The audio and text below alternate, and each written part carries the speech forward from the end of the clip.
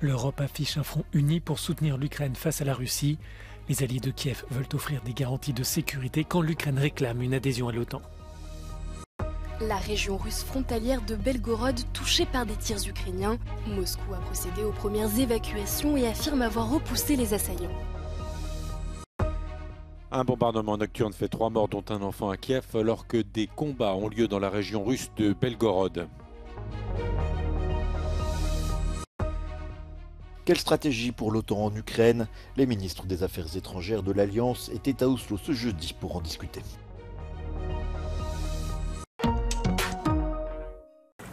C'est une photo de famille où il était important de voir qui était présent et qui ne l'était pas.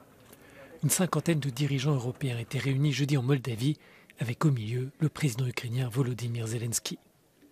Le continent s'est retrouvé pour la deuxième rencontre de la communauté politique européenne, dont l'objectif est d'apporter une réponse unie à l'invasion russe de l'Ukraine. Le président russe n'était pas convié, en revanche, l'absence du responsable turc a été remarquée. Recep Tayyip Erdogan a annulé ce déplacement à la dernière minute. Cette rencontre a permis au président ukrainien de s'entretenir avec son homologue serbe, allié traditionnel de Moscou. Les chefs d'État et de gouvernement ont évoqué les moyens d'apporter des garanties de sécurité à Kiev. L'Ukraine, de son côté, pousse pour une adhésion à l'OTAN. Every doubt we show here in Europe is a trench that Russia will definitely try to occupy. Whether these doubts are about vital security steps or doubts about our unity or maybe about our ability to meet the challenges of our time, every doubt brings more insecurity. Mais ce souhait semble difficile à exaucer. Plusieurs membres de l'Alliance Atlantique ne soutiennent pas cette candidature. C'est une ligne rouge fixée par la Russie et c'est aussi une carte à mettre de côté lors d'éventuelles négociations de paix. I think this is important to give Ukrainians hope and also show Russia that we are behind Ukraine and Ukraine's place is in NATO. Of course, everybody understands that this can't happen while the war is going on, but to have a very clear signal that Ukraine belongs to NATO and we are behind Ukraine is important. Le choix de la Moldavie pour accueillir ce sommet est aussi un signal envoyé au Kremlin. La rencontre s'est déroulée à 20 km de la frontière ukrainienne. De plus, Chisinau a reçu il y a un an le statut de candidat à l'Union européenne, en même temps que l'Ukraine. Next step is now to try to shape a consensus around what exactly to offer to Ukraine within the next 6 weeks, when NATO leaders will meet in Vilnius, Lithuania. While France made some steps in terms of wording, calling for Ukraine to be granted a clear path to membership, this is not the case for countries like Germany, which is still cautious to provide any concrete timetable. Efi Koutsakosta, Euronews, Moldova. Seraient-ce les premiers signaux d'une contre-offensive ukrainienne? La question se pose alors que la région frontalière russe de Belgorod a été touchée ce jeudi par des frappes qualifiées d'ininterrompues par le gouverneur. Au moins 11 habitants de la ville de Chebekino ont été blessés. Par prévention, beaucoup préfèrent fuir et sont logés dans des centres d'accueil temporaires.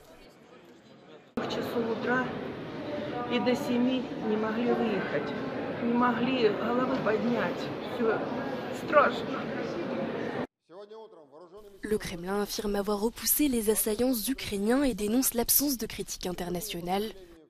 Plus tôt dans la journée, l'Ukraine avait annoncé la mort de 3 personnes à la suite de nouvelles frappes ennemies sur la capitale Kiev. Ce mercredi, les autorités russes ont aussi commencé à évacuer les enfants des zones particulièrement touchées de Belgorod, une région jugée dangereuse.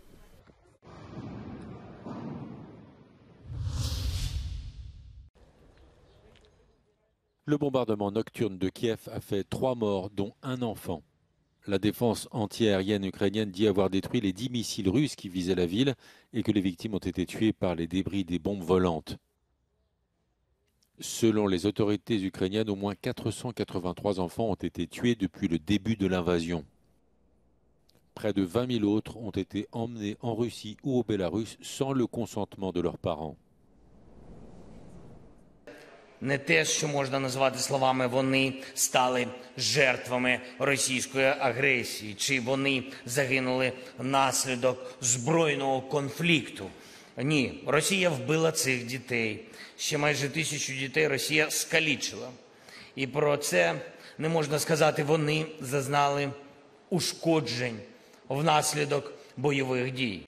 De son côté, Moscou dit avoir mobilisé son aviation et son artillerie pour repousser une attaque ukrainienne dans la région russe de Belgorod.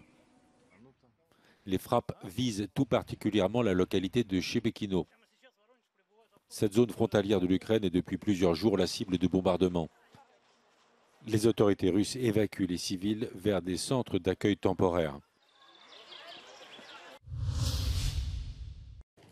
The Russian military command has likely ordered Chechen Republic head Ramzan Kadyrov's forces to begin offensive operations in Ukraine following the withdrawal from Wagner Group forces from Bakhmut, says the Institute for the Study of War.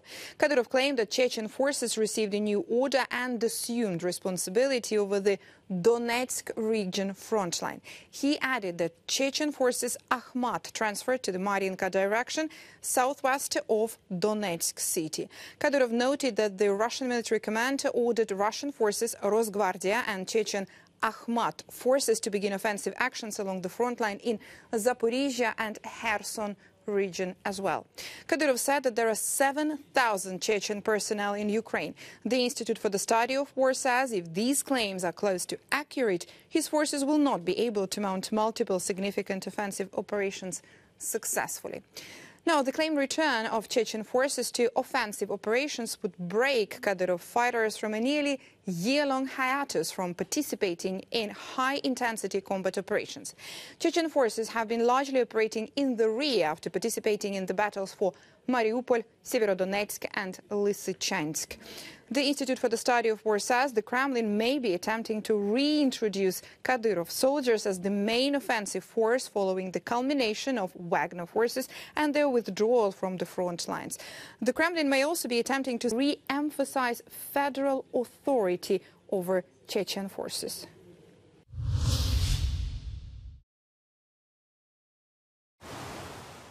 Les ministres des Affaires étrangères de l'OTAN, réunis ce jeudi à Oslo, veulent trouver un moyen de rapprocher l'Ukraine de l'Alliance Atlantique.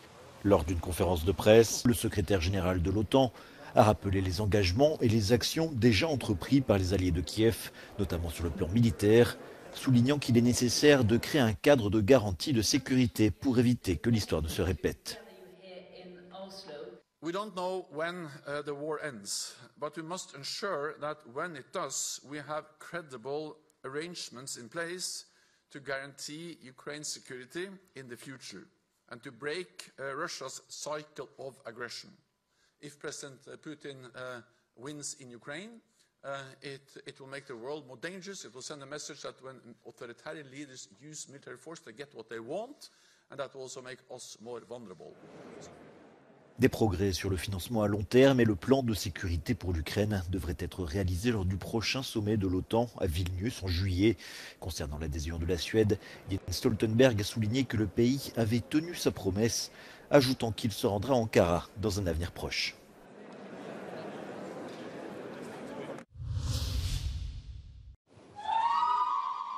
L'amour et la géopolitique se sont unis en Jordanie. Le prince héritier Hussein, fils aîné du roi Abdallah II, a épousé l'architecte saoudienne Rajwa Al Saif, fille d'un richissime homme d'affaires très proche de la famille royale saoudienne. Le mariage, un événement historique de 3 jours en Jordanie, s'est déroulé en présence de nombreux membres de la royauté mondiale, ainsi que de dirigeants politiques et de puissants hommes d'affaires. Parmi les invités, la première dame des États-Unis, Jill Biden, le roi et la reine des Pays-Bas, le roi émérite d'Espagne, Juan Carlos Ier, réapparu aux côtés de la reine Sofia, et le prince William d'Angleterre et son épouse Kate, arrivés en catimini. Pour les invités, ce mariage est le gage de la continuité dans un royaume apprécié pour sa stabilité. La Jordanie partage une longue frontière avec l'Arabie Saoudite. Les deux monarchies jouent un rôle important dans l'islam. Le royaume saoudien accueille le pèlerinage de la Mecque chaque année, tandis que la Jordanie est le gardien des lieux sacrés musulmans à Jérusalem.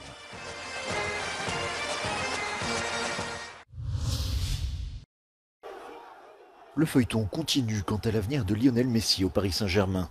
Annoncé sur le départ depuis des semaines, aucun transfert n'a pour l'instant été officiellement annoncé. Et c'est maintenant son entraîneur Christophe Galtier qui semble donner des indices sur le futur sportif du milieu argentin en affirmant qu'il joue son dernier match au Parc des Princes ce week-end. Il a toujours été au service de l'équipe, toujours au service du jeu, de l'animation, d'être le passeur, le finisseur.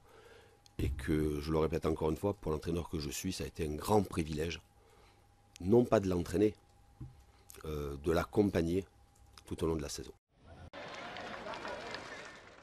En fin de contrat au 30 juin, le champion du monde ne devrait pourtant pas prolonger son bail avec le PSG après 2 saisons.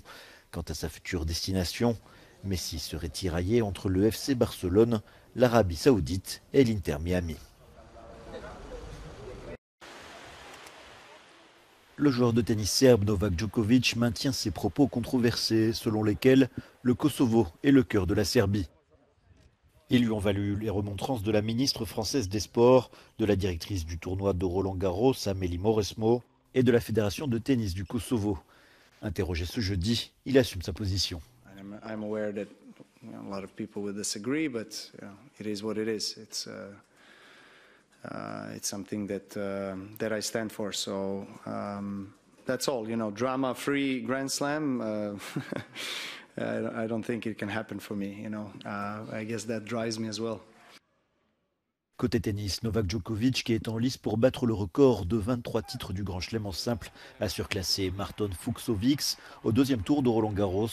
L'ancien numéro 1 mondial a néanmoins dû batailler pendant un premier set qui a duré près de 90 minutes avant de l'emporter en 3 manches.